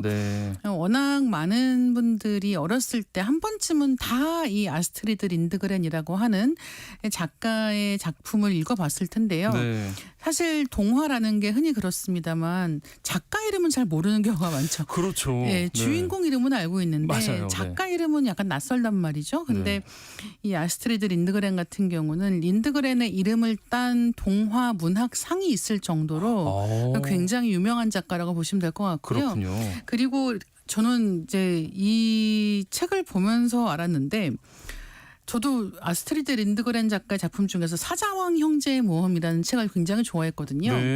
그래서 그냥 그 정도로 알고 있었는데 한국에 출간된 책이 한 40권 정도 있는 거예요. 오, 네. 네, 그러니까 뭐 80년대, 90년대 옛날부터 해서 계속해서. 정말 많은 책들이 출간이 됐었고, 네. 근데 이제 그 중에서 많은 작품들을 이 유은실 작가가 가지고 있습니다. 그러면서 한평생 자기가 읽어왔기 때문에 이 린드그렌 작가를 좋아하는 주인공을 가지고 소설을 쓰는 생각을 해낸 것 같습니다. 예. 그러니까 정말 스승 뭐 만나본 적이 있는지는 모르겠지만 없죠. 예. 없지만 스승이라고 생각할 맞아요, 정도로 맞아요. 특별한 인연을 맺게 되신 건데 네네. 이 유은실 작가님에 대해서도 좀 네. 소개를 해주실까요? 이 작가님은 나의 린드그렌 선생님이라고 하는 오늘 말씀드리는 동화책으로 동화 데뷔를 했습니다. 네. 근데 아마 많은 분들이 가장 잘 알고 계시는 이 유은실 작가의 작품은 순례주택이라는 책이에요. 순례주택. 예, 순례주택은 뭐 이런 뭐라고 할까요? 힐링 뭐 소설 이런 계열로 분류가 되기도 합니다만 네. 정말 많은 분들이 사랑을 하시고 한국에서 많은 도시에서 한 도시 한 책 읽기 같은 것을 할 때에도 이 책이 많이 언급되었던 그런 경우인데요. 네. 이 유은실 작가님이 나는 왜 린드그렌 이야기를 좋아하는가 하는 이야기를 동화의 형식으로 풀어냈기 때문에 굉장히 즐겁게 읽을 수 있는 책입니다. 네. 그러니까 이번 이 나의 린드그렌 선생님 이 책의 내용을 조금 더 네. 자세히 한번 살펴볼게요. 어떤 내용인가요? 주인공은 비읍이라고 하는 이름입니다. 비읍이. 예. 비읍이는 엄마랑 둘이 살고 있는 상황이에요. 네. 그래서 엄마가 어느 날은 노래방을 가서 노래를 부르는데 네. 그게 이제 이 말괄량이 삐삐란 노래를 부르는 거죠. 그래서 이 노래가 뭐지라고 보니까 이제 삐삐롱 스타킹이라고 하는 동화에서 시작한 어떤 뭐 드라마가 있었고 이런 이야기를 알게 되는 거죠. 네. 네, 그러면서 이 아스트리드 린드그렌이라는 작가가 쓴 책이래 하는 것도 알게 됩니다. 네, 그런 다음에 이 린드그렌의 책을 찾아보고 싶은데 문제는 어린 아이가 책을 찾아보고 싶은 상황이니까 네. 돈이 없잖아요. 그러니까 그렇죠. 찾아볼 수 있는 게 한계가 있고 네. 그러다 보니까 이제 이 동네에 이제 헌책방 같은 곳에 가서 거기 주인 언니가 알고 보니까 린드그렌을 너무 좋아하는 거예요. 오, 네. 예, 그래서 한국에 나온 모든 책을 다 가지고 있습니다. 린드그렌의 책들을. 네네네. 그러니까 네. 이제 그 언니랑도 가까워지게 되고 이제 그러면서 하나씩 책을 읽어 나가는 이제 그런 이야기의 구성을 하고 있습니다. 그래서 책을 좋아하는 어린 시절을 보냈던 분들이라고 하면 굉장히 좋아하실 만한 그런 이야기일 것 같고요. 뭐 린드그렌 작가에 대한 이야기를 많이 하고 있지만 안 읽었다고 해도 사실 전혀 관계 없거든요. 네네. 네, 그래서 어렸을 때 뭐 책에 빠져든다는 게 어떤 뜻을 가지고 있고 한 작가를 좋아한다는 게 얼마나 한 세계를 풍성하게 만드는가 같은 이야기들을 좀 재미있게 들려주고 있는 그런 이야기입니다. 잠깐 들었지만 아무래도 이 비읍이라는 아이가 유은실 작가의 어떤 어린 시절이나 처음 맞아요. 린드그렌 네. 선생님을 만났을 때일 것 같고 맞아요. 또 어떤 면에서는 헌책방의 그 언니가 네. 지금의 유은실 작가가 일 그쵸. 수도 있겠다는 생각이 들어요. 딱 지금 말씀하신 게 그대로예요. 그래서 그래요? 예. 네. 읽다 보면은 이게 어렸을 때 이렇게 책을 읽어가면서 성장했던 작가 자신의 모습을 반영하고 있는 동시에 네. 이 책을 씀으로 인해서 다음 세대 어린이들에게 린드그렌 작가님을 소개해 주는 거잖아요. 네. 그러니까 그러면서 말씀하신 것처럼 헌책방 주인 언니하고도 굉장히 닮아 있는 부분이 있다. 그래서 이 작가님의 여러 가지 얼굴이 이 작품에 녹아 있기 때문에 그만큼 작가님이 애착 가지고 썼나 보다라는 생각을 하면서 보게 되는 책입니다. 그러니까요. 아까도 말씀을 해주셨지만 우리가 흔히 뭐 동화 작가의 이름은 잘 몰라도 네네. 그 작가가 만들어낸 세계는 좀 친숙하게 느껴지기도 그쵸. 하잖아요. 네네. 린드그렌 작가 그런 것 같아요. 네, 맞습니다. 네. 그래서 아마 제가 장담할 수 있는데 린드그렌 누구야라고 생각하고 책 읽다 보면은 네. 나 이거 읽었어라고 나 하시는 이거 아는 거야. 네. 작품들 정말 많을 거고요. 동화지 않습니까? 네. 그래서 책이 얇고 글씨가 큽니다. 그래서 쉽게 읽히는군요. 쉽게 읽을 수 있다는 점이 이 책의 굉장히 큰 장점이기 때문에 네. 가벼운 마음으로 보시면 좋을 것 같고요. 그리고 우리가 어른이 돼서 돌아보면 어렸을 때는 너네는 공부만 하면 되잖아라는 얘기 되게 쉽게 하잖아요. 네. 근데 사실은 우리가 성장하던 과정을 생각해 보면 고민이 진짜 많았습니다. 그러니까 이제 이를테면 우리 집은 이런데 다른 친구들 집은 저래라는 차이에서 오는 것일 때도 있고 그게 때로는 집안의 돈 문제랑 관련되어 있을 수도 있고 여러 가지 고민들을 안고 살아간단 말이에요. 근데 네. 이제 그런 여러 가지 이야기를 비읍이가 어떻게 헤쳐나가는지를 보는 것도 것도 이 이야기의 굉장히 큰 장점입니다. 정말 이렇게 얘기를 들으면 들을수록 내용이 궁금해지는데 이 책이 또 좀 독특한 네. 구성이 돋보이는 작품이라고요? 제가 아스트리드 린드그렌 작가의 작품이 굉장히 많다고 말씀드렸지 않습니까? 네. 근데 이 책이 총 10장까지 있어요. 근데 네. 이 10장까지의 제목이 다 린드그렌 작가의 작품 제목입니다. 네. 그러니까 그 작품의 내용을 요약한 게 아니라 아닌데 제목을 따온 제목만 거군요. 가져왔어요. 그래서 사실은 이 제목을 보고 이런 책들이 있으니까 한번 빌려 읽어봐야겠다라는 추천도 다음 되는. 독서로도 이어지기 굉장히 좋은 책입니다. 뭐 대표적으로 어떤 것들이 있을까요? 뭐 제가 사실 제일 말씀드리고 싶은 거는 이 삐삐롱 스타킹이라고 하는 작품은 많은 분들이 영상으로만 보셨을 것 같아요. 네, 근데 네. 한번 다시 보셔도 좋을 것 같고요. 그다음에 산적의 딸 노냐라는 책도 정말 재밌습니다. 그리고 미오 나의 미오라는 작품도 추천드리고 싶어요. 그래서 어떤 작품을 읽으셔도 굉장히 좋겠습니다만 일단은 이 작품부터 나의 린드그렌 선생님부터 한번 읽어보시면 좋지 않을까 생각하고 있습니다. 그 10장의 제목들을 쭉 따라서 한번 읽어보시는 것도 네네. 재미있는 경험이 될 것 같습니다. 자, 두 번째 책은 이게 제목부터 소설은 아닐 것 같은데 제목이 스승은 있다. 라고요. 네. 스승은 있다. 네, 스승은 있다. 이렇게 제목이 붙어 있으면 우리는 흔히 스승은 없나라는 그렇죠. 생각을 하게 반대로. 되죠. 네. 네네네. 이 작품은 하류지향이라는 책으로 한국에도 정말 잘 알려진 일본의 사회학자인 우치다 다스루라는 작가의 논픽션입니다. 그러니까 뭐 에세이라고도 말할 수 있겠습니다만 에세이보다는 조금 더 딱딱한 인문 교양서에 가까운 느낌의 책이라고 보시면 될 것 같고요. 네. 이 하류지향이라는 책이 한국에서 이슈가 됐던 이유가 무엇이었냐면 지금 젊은이들 사실 이 책에서 현재 지금의 젊은이들이라고 하는 게 이미 한 20년쯤 전 이야기예요. 근데 어쨌든 이제 젊은이들이라고 하면 흔히 생각하기를 뭐 굉장히 진취적이고 밝고 도전적이고. 미래를 향하고 도전적이고 이런 것들을 떠올리는데 제목처럼 하류지향이라는 거예요. 그러니까 그렇게 위로 올라가는데 큰 뜻을 품고 있지 않다라는 것이고 사실 이런 것은 이후에 뭐 한국 사회에도 그다음에 코로나 이후의 세계에서도 우리가 흔히 볼 수 있는 그런 방식의 삶의 방향이 아닌가라는 생각이 듭니다. 근데 이 작가가 스승은 있다라는 책을 썼는데 이게 이제 뭐 원래 이 책에서 무슨 얘기를 하려고 하는 걸까 좀 궁금했는데 그야말로 스승은 있다라는 얘기고 더 정확하게는 이미 훌륭한 선생님들이 있고 우리는 그 가르침을 받아들일 준비를 해야 된다는 거예요. 그런데 이제 여기서 이야기하는 것은 그럼 뭐 제목 보고 그럼 어떤 사람이 훌륭한 스승이고 어떤 사람이 별로인가 이거를 어떻게 알아볼 수 있는가 구분할 수 있는지 그런 것을 궁금해하시는 분들이 많을 텐데 사실은 이 작가는 그런 것에는 관심이 없습니다. 그래서 읽다 보면은 저는 이 책이 굉장히 좋았던 게 읽다 보면 결국은 우리는 어떻게 살아야 되는가 하는 이야기를 배움이라는 측면에서 들려주고 있다라고 보시면 될 것 같습니다. 오히려 스승의 포인트를 두기보다는 배우는 받아들이는 사람의 입장에 포인트를 뒀네요. 그래서인지 책의 부제가 좀 눈길을 끄는데 좋은 선생도 없고 선생운도 없는 당신에게라는 부제를 쓰고 있어요. 그렇죠. 사실 이쪽에 훨씬 더 많지 않을까라고 생각을 하고 있거든요.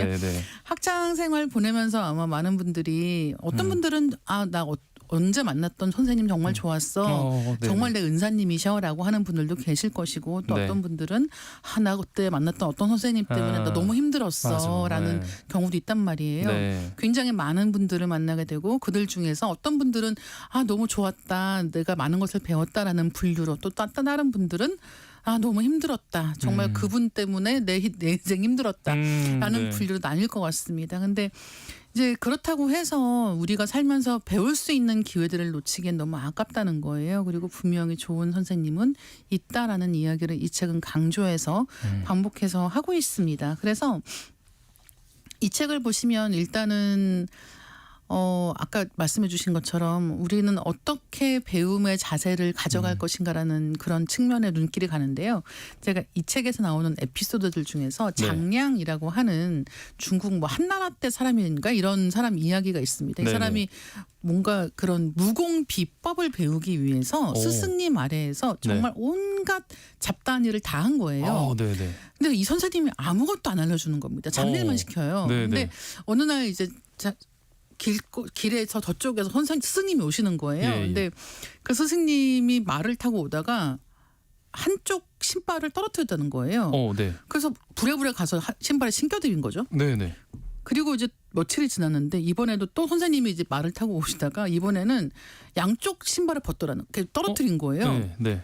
의도가 있어 순간에 보이는데요. 네. 의도가 있는 것 같지만 네네. 너무 화가 나는 거죠. 왜 알려달라는 건 안 알려주고 이런 식의 잡일만 시키는가라고 네. 생각을 하고는 그래도 스승님이니까라고 생각하고 가서 신발에 신겨드립니다. 네. 그리고는 알겠습니다라고 한 거예요. 제자가요. 네. 너무 이상한 얘기죠. 뭘 알았을까요? 그렇죠. 네. 뭘 알았을까요? 그래가지고 사이즈를 알았나요? 이제? 이 얘기가 예. 사이즈도 알았겠네요. 예, 예. 근데 이 이야기를 가지고 이제 인용을 하면서 네.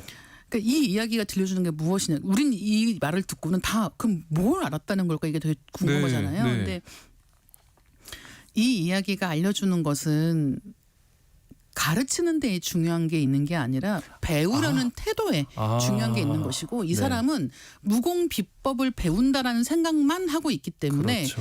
신발 하나만 떨어뜨려도 저게 무슨 뜻인가? 라고 생각하는 상황이었다는 거예요. 네, 네. 그러니까 사실 자기가 무엇을 구하고자 하는 태도가 있다면 네. 무엇이든 배울 수 있다라고 하는 이야기를 담은 고사다라는 이야기를 하는데요. 그러니까 이런 것들도 너무 신기한 이야기죠. 사실 그러니까요. 요즘 같으면 큰일 날 얘기지만 그렇게 생각할 수 있는 걸까? 그러니까 이를테면 내가 자세가 되어 있지 않기 때문에 내가 맞아요. 배우려고 하지 않기 때문에 너무 많은 것들을 놓치고 있는 것은 아닐까라는 생각을 또 하게 만들기 때문에 좀 이런 흥미진진한 이야기가 곁들여져 있는 책이라고 보시면 될 것 같습니다. 저도 방금 이야기를 들으면서 뭔가 명확한 어떤 답이 있겠지라는 생각을 했는데 제 배움의 자세가 조금 부족했던 것 같다는 그렇습니다. 생각이 들고요. 이 우치다 다스루 같은 경우에 아까 하류지향도 말씀해 주셨는데 우리 한국에서도 많은 책이 출간돼 있죠. 네, 맞습니다. 네. 워낙 한국에서도 인기가 많은 저술가라고 보시면 될 것 같고요. 최근에는 그러니까 일본어 책을 그동안은 쭉 번역해서 들여왔는데 최근에 출간된 책 중에는 한국에서 아예 기획해서 출간한 책도 있습니다. 그럴 네. 정도로 한국에서도 인기가 많은 학자라고 보시면 될 것 같아요. 그래서 특히나 사회 문제 그리고 평생 또 교수로 일을 했기 때문에 청년 문제에 대해서 적극적으로 이야기하는 작가이기 때문에 관심이 있는 분들은 한번 찾아보시면 좋을 것 같습니다. 네. 그런데 이번 책이 스승에 있다 같은 경우가 그 원서 책 제목이랑은 제목이 다르다면서요? 원서는 선생님은 훌륭하다라고 하는 제목이에요. 느낌이 완전 다르죠. 달라지는데요. 네.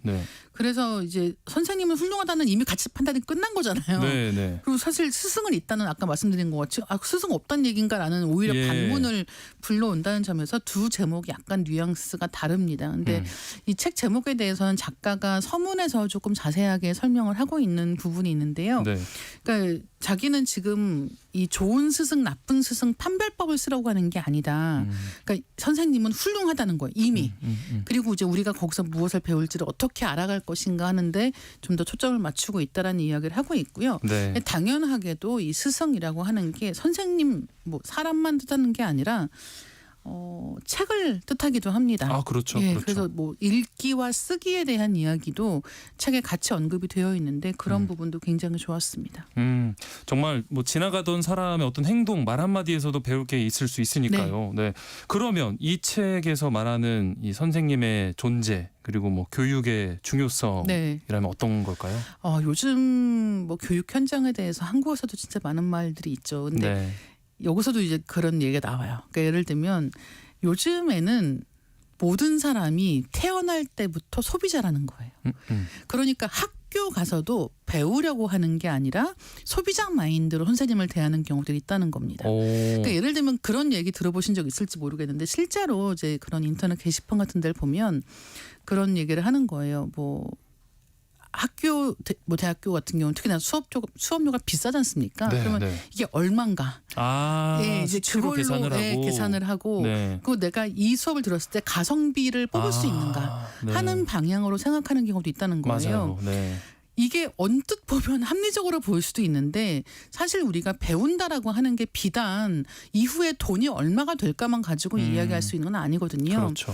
그러니까 이제 이를테면 이런 근원적인 문제까지 같이 다루고 있는 게 이번 책이다라고 보시면 될 것 같고요.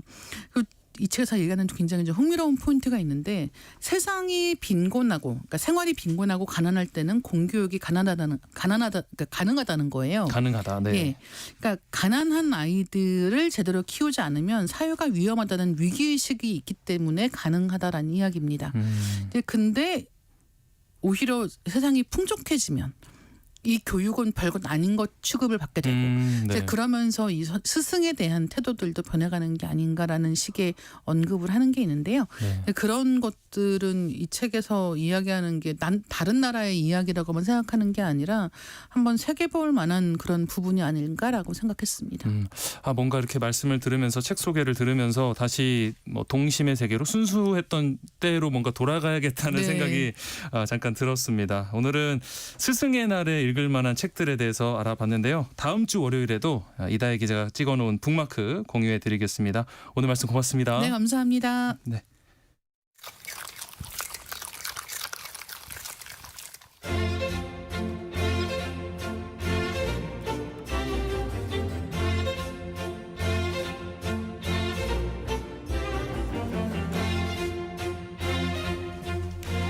점심 식사하셨나요? 오늘 먹은 점심 한 끼, 그 안에 담긴 구구절절한 역사까지 맛보고 가시죠.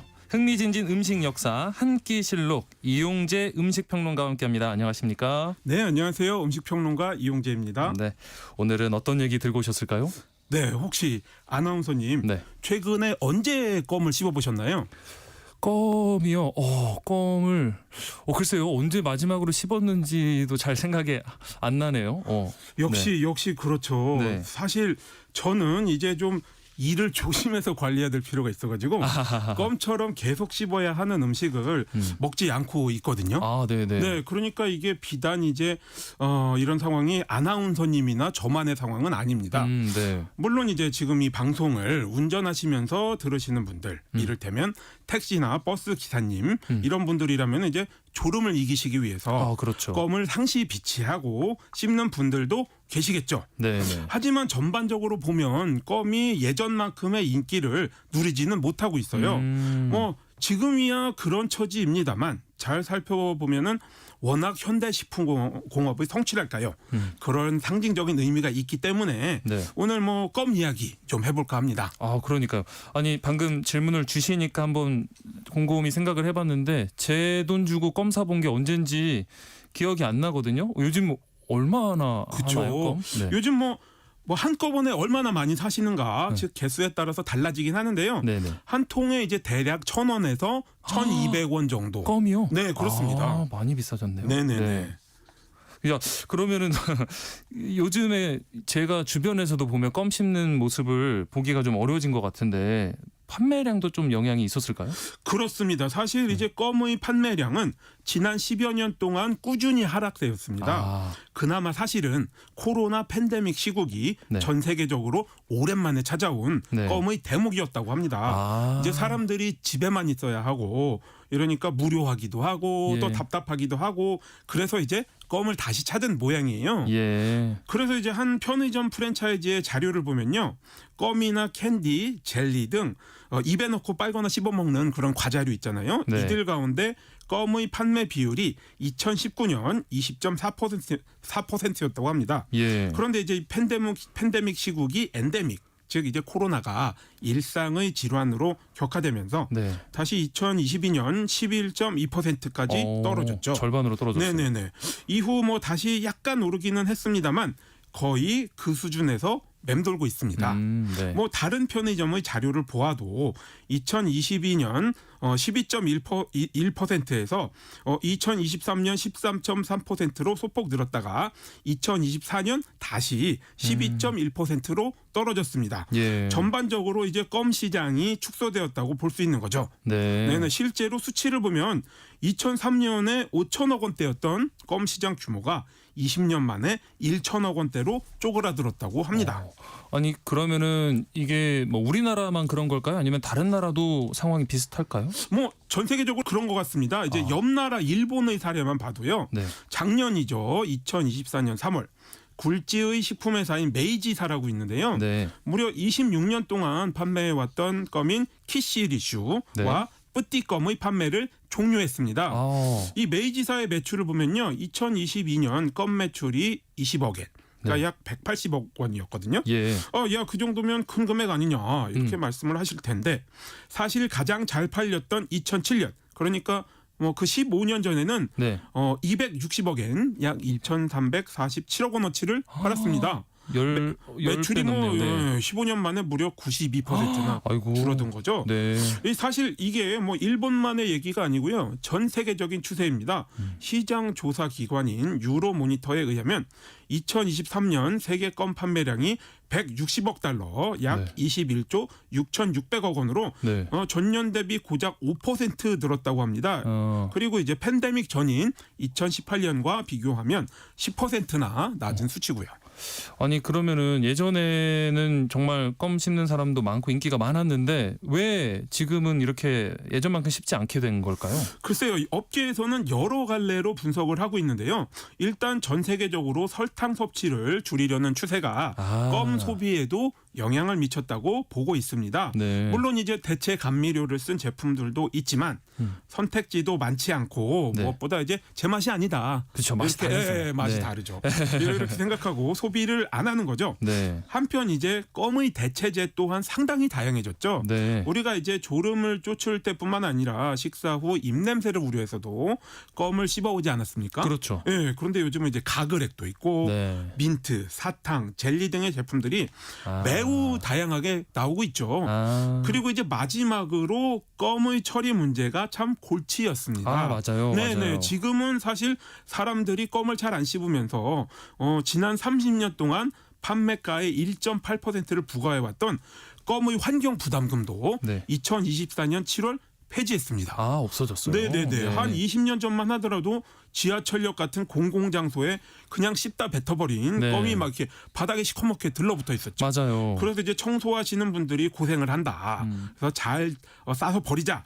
이런 기사가 이제 뉴스에 심심하면 한 번씩 나오곤 했었는데요. 이제 잘 뭐 껌을 안 씹기도 하고 또 시민 의식도 높아져서 길 위에 그냥 버려지는 껌이 없다는 겁니다. 뭐 2023년 정부가 걷어들인 껌의 환경 부담금이 20억 2,600만 원이었는데요. 이게 제조 원가에 비해서는 미미한 양이기 때문에 안 받는다고 업계에서 껌 가격을 내리지는 않는다고 합니다. 그러고 보니까 진짜 예전에는 길거리 다니면서 이렇게 껌 밟는 경우도 그럼요. 많았거든요. 기분 나쁘기도 하고요. 네네, 엄청났죠. 최근에는 많이 없었던 것 같고요. 네네네.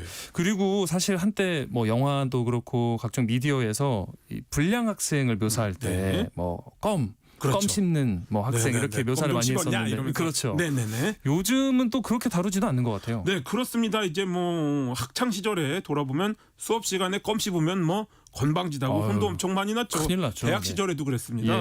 게다가 뭐 요즘도 사실 가끔 접합니다만 껌을 또 굉장히 소리를 내서 씹는 분들이 아직도 있어요. 네네, 있습니다.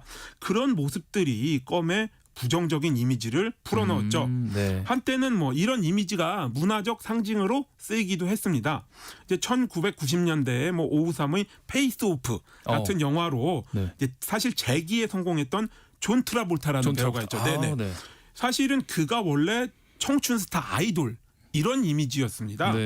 그래서 이제 1978년작 뮤지컬 영화 그리스에 출연하면서 이런 이미지를 쌓았는데 이제 등장 인물들이 온통 풍선껌을 씹어대는 걸로 유명했습니다. 오죽하면 뭐 껌이 무려 10만 개나 촬영 소품으로 쓰였다고 하거든요. 그런데 이제 하지만 이제 이렇게 껌의 종주국이라고 할 수 있는 미국에서조차 이런 이미지는 이제 유통기한이 다 되었습니다. 이제 뭐 껌을 잘 안 씹는다는 건데요. 한편으로는 스마트폰이 결정적인 역할을 했다. 이런 분석이 있습니다. 2017년 영국의 파이낸셜 타임즈에 의하면 껌의 소비가 처음 감소세로 접어들기 시작한 게 2007년인데요.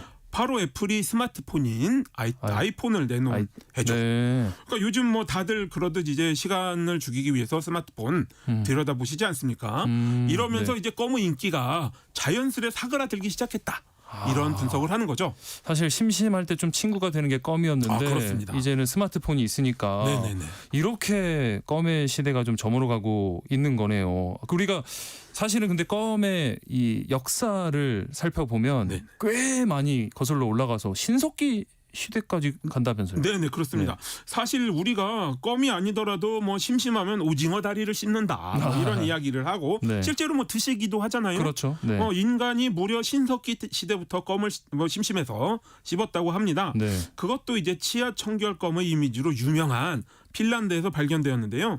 최소 5,000년은 묵은 것으로 추정이 되고 있습니다. 와, 5,000년 전에 아니 그 당시의 껌이면은 지금의 껌 형태랑은 좀 또 많이 달랐을 것 같은데. 네, 뭐 5,000년 전의 껌이라는 거는 뭐 그때는 설탕도 없고 해서 네. 사뭇 달랐겠죠. 예, 예. 핀란드의 껌은 자작나무 껍질에서 나온 수지로 만들어졌다고 합니다. 네. 네, 치아 자국이 선명하게 남아 있는 유적도 있고요. 오, 네. 네네네. 한편 이제 다른 고대 문명들 뭐 마야나 아즈텍, 뭐 그리스에서도 천연 고무인 치클이나 유향나무의 수지를 가공한 메스틱 등을 껌처럼 씹었습니다. 와, 그렇게 오랜 세월을 이제 껌과 비슷한 형태의 것들을 이제 씹어 오다가 그러면 지금 우리가 편의점에서 찾을 수 있는 그런 껌 이런 형태가 된 거는 언제부터였을까요? 이게 또 이제 음식 이야기를 하면은 본의 아니게 미국으로 자꾸 건너가게 되는데요. 네. 네네.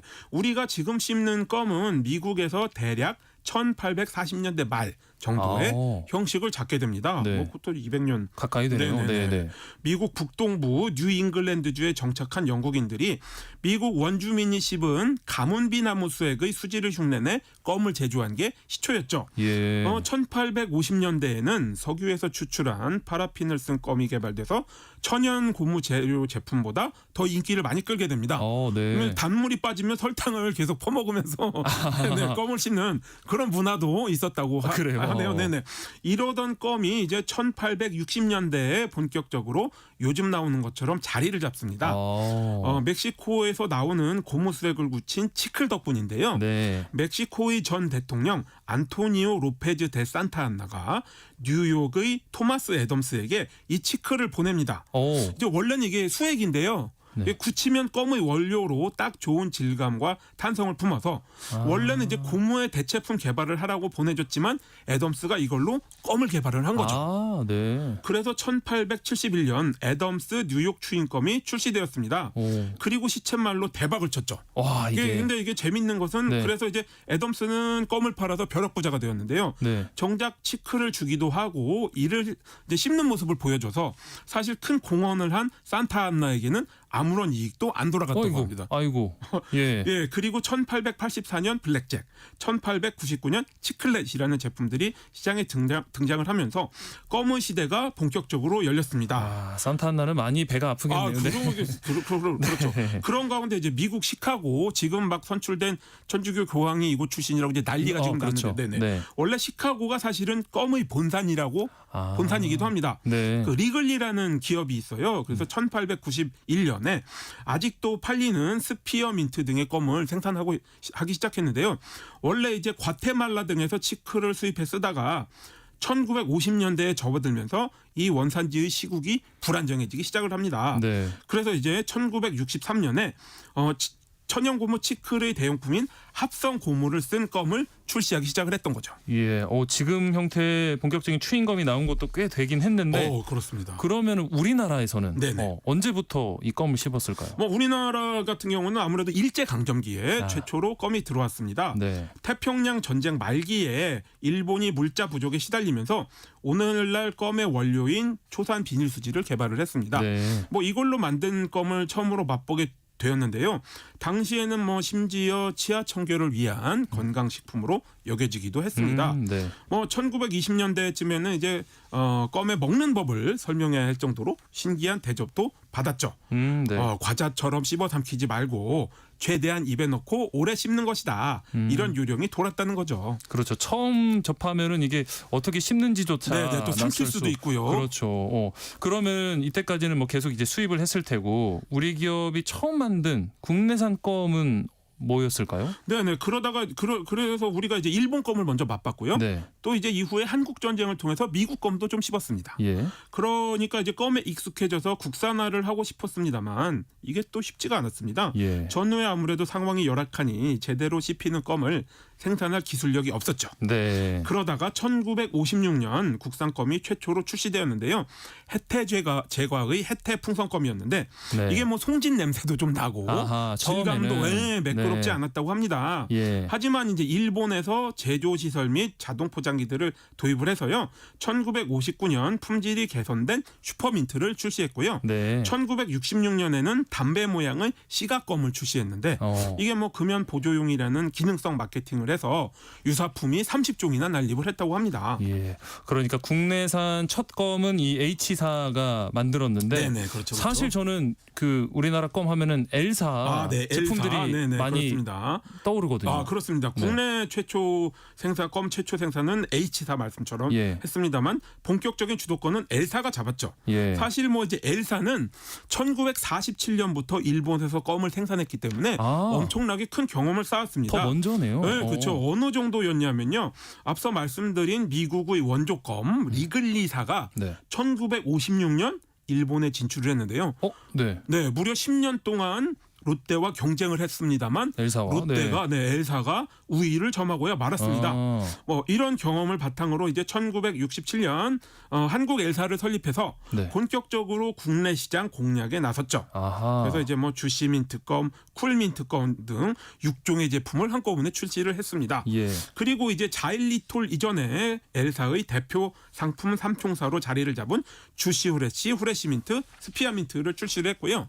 1972년에는 향기를 강조한 이브껌을 내놓았습니다. 저도 어렸을 때 굉장히 좋아했는데요. 네. 이게 장미향을 강조했고요. 맞아요. 올해 아직도 팔리고 있습니다. 1972년 출시가가 50원이었는데요. 네. 지금 이제 2023년 기준 1,200원이고요. 와, 50원에서 1,200원. 네. 저도 이 향기가 지금 막 코끝에 맴도는 것처럼 그렇습니다. 기억이 선한데 그리고 2000년대 초에 이 자일리톨껌 광고 문구가 또 대유행을 했어요. 휘바 그렇죠, 하면서 인기가 상당했었죠. 네네. 이게 그러니까 이제 다음 세대의 껌인 기능성 제품들인데요. 원래 이제 1980년대에 잠깐 등장했다 사라졌는데 1994년 H사가 덴티큐를 내놓고요. 2000년에는 L사가 자일리톨을 내놓으면서 기능성 껌 시장이 확장되었죠. 현재는 L사가 뭐 자일리톨로 국내 껌 시장의 80%를 점유하고 있습니다. 그렇군요. 오랜만에 이렇게 껌 얘기하니까 너무 재밌는데 실제로 그러면 이 자일리톨 껌이 치아 건강에 정말 좋은 건가요? 도움이 되나요? 이게 참 식품의 기능성이나 효능이 항상 좀 껄끄럽고 복잡한 사안인데요. 왜냐하면 연구 자체가 업계의 지원에 의해서 이루어지는 경우도 있고요. 그래서 말씀드리기가 조심스럽습니다만 껌에 쓰이는 자일리톨이 실제로 충치 예방, 산 생성 감소 등 5가지의 긍정적인 효과가 있다. 이게 이제 2022년에 확인이 됐다고 합니다. 뭐 어차피 자일리톨 이 자체가 감미료라 껌이 0칼로리이기 때문에 부담 없이 씹으셔도 될 것 같습니다. 그렇다고 또 너무 오래 씹으면 턱 근육이 발달한다는 얘기도 있으니까 그렇습니다. 적당히 씹으시면 좋을 것 같습니다. 너무나 재밌는 얘기였습니다. 한 끼실로 오늘 여기서 마무리하겠습니다. 지금까지 이용재 음식평론가였습니다. 고맙습니다. 네, 감사합니다. 네, 자, 세상의 모든 정보 여기서 마무리하겠습니다. 끝으로 악뮤의 오랜 날 오랜 밤 함께 들으시고요. 저는 내일 다시 찾아뵙겠습니다. 행복한 오후 보내세요. 지금까지 아나운서 임지웅이었습니다. 고맙습니다.